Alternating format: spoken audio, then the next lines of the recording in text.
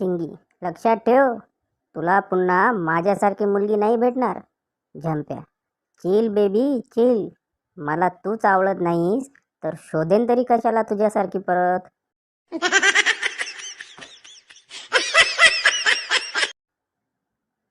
म्हण्या, madam मी तुम्हाला कसा वाटतो? शिक्षिका, फारच गोड आणि निरागस आहे रे मुला तू. म्हण्या गण्याला उद्देशून, बघ साल्या, काय बोललो होतो, आपल्याला लाईन देते.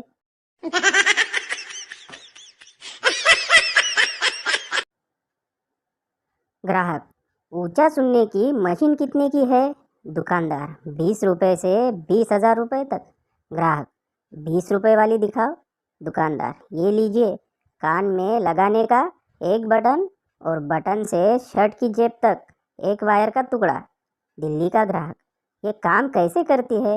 दुकानदार, ये जी कुछ भी काम नहीं करती, पर इसे लगा देखकर लोग आपसे जोर जोर से बोलते हैं.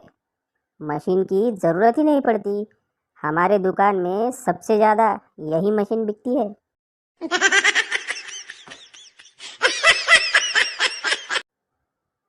बंड्या बँकेत चेक जमा करायला गेला.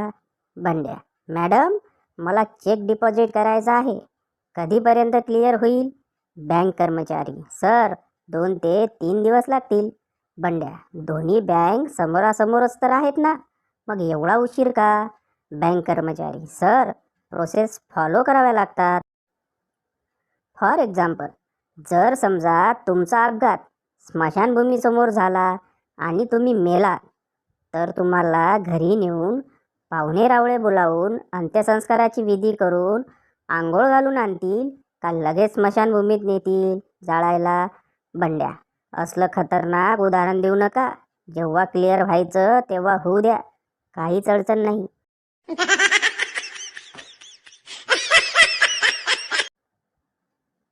काल सहज बायकोला म्हणालो की हे सगळं बंद करून अध्यात्माकडे वळावं म्हणतो, तर म्हणते कशी, डोक्यात गोडी बिडी झाडून घ्यायचा विचार आहे की काय? मुकाट्याने ढोसा.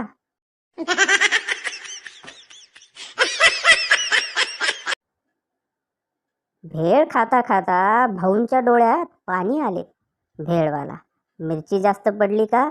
भाऊ, नाही रे भाऊ नाही, सगळे मित्र भेळ खाऊन पडून गेले.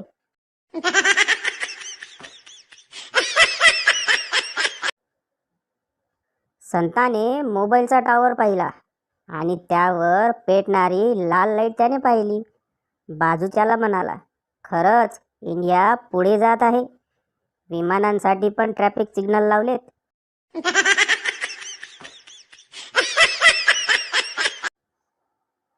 एक माणूस सर्व प्रकारच्या समस्येतून निघू शकतो, परंतु तो तिथून कधीच निघू शकत नाही जिथे त्याची बायको झाडू पोछा करत आहे.